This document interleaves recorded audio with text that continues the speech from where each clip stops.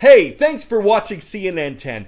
Our daily 10-minute shows are on pause for the summer, but we will be posting clips like this Monday through Friday until our regular programming resumes in August. So please enjoy, and to get notified of our content, please like and subscribe to this channel and keep up with us at CNN10.com.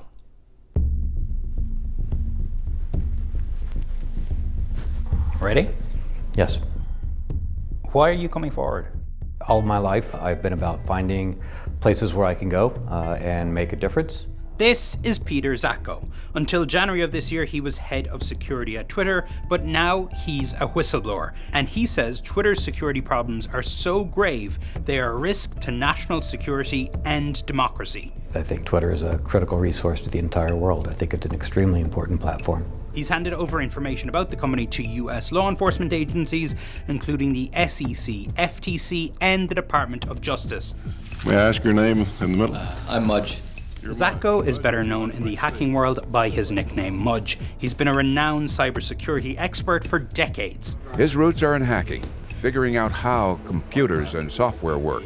That expertise might be why Jack Dorsey, then CEO of Twitter, hired Zatko after the company was hit by a massive attack in 2020 when hackers took over the accounts of some of the world's most famous people. Mudge was one of the top 5 or 6 executives at the company. Zatko is represented by John Tai, who founded Whistleblower Aid, the same group that represented Facebook whistleblower Frances Haugen. We are in touch with the law enforcement agencies. They're taking this seriously.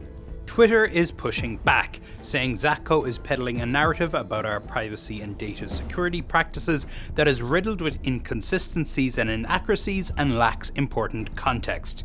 When we spoke to Zatko and his lawyer, they said that the lawful whistleblower disclosure process only allows them to talk about these issues in general terms.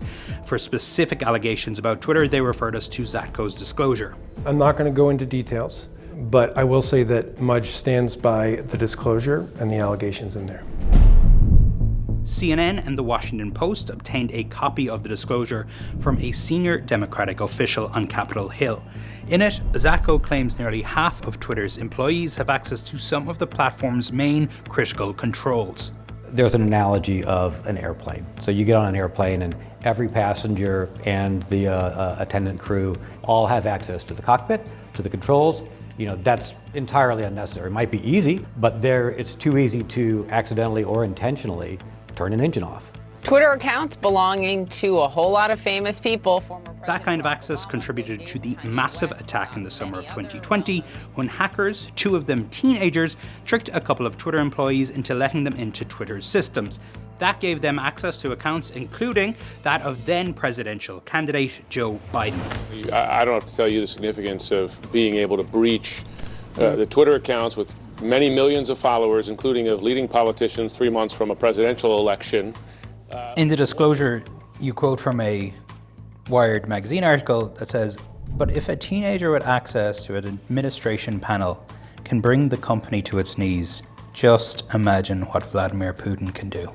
Foreign intelligence agencies have the resources to identify vulnerabilities that could have systemic effects across the entire platform, across the whole internet. Twitter told CNN that since the 2020 hack, it had improved these access systems and had trained staff to protect themselves against hacking.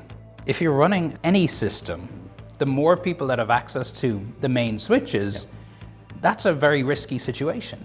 Yes, absolutely. I'm talking in generalities, just large tech companies need to know what the risks are, and then they also need to have an appetite to go fix it. Zatko also claims Twitter has been misleading about how many fake accounts and bots are on its platform. That's an issue that Elon Musk has made central to his attempt to get out of a deal to buy the company. I guess right now, I'm sort of debating the number of bots on Twitter. There will be suspicions of the timing of this. Are you guys carrying water for Elon Musk? Absolutely not. We've been following the news just like everyone else, but that has nothing to do with his decisions or with the content of what was sent in to U.S. law enforcement agencies. Mudge hasn't been talking to Musk in the background or anything like that? Not at all. Zatko says he was fired by Twitter in January of this year after he tried to raise the alarm internally. He points the finger at Twitter CEO Parag Agrawal, saying he has worked to hide Twitter's security vulnerabilities from the board. I suspect that Twitter might try to paint it like this, that Mudge got fired and he's trying to retaliate against the company. Absolutely not. This is not any kind of personal issue for him. He was eventually fired in January of this year, but he hasn't given up on trying to do that job. In response to the allegations, Twitter told CNN security and privacy had long been a priority at Twitter.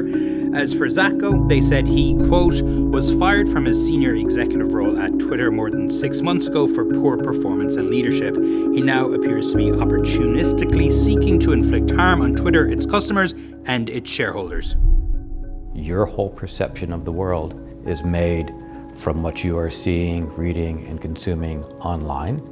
And if you don't have an understanding of what's real, what's not, yeah, I think this is pretty scary.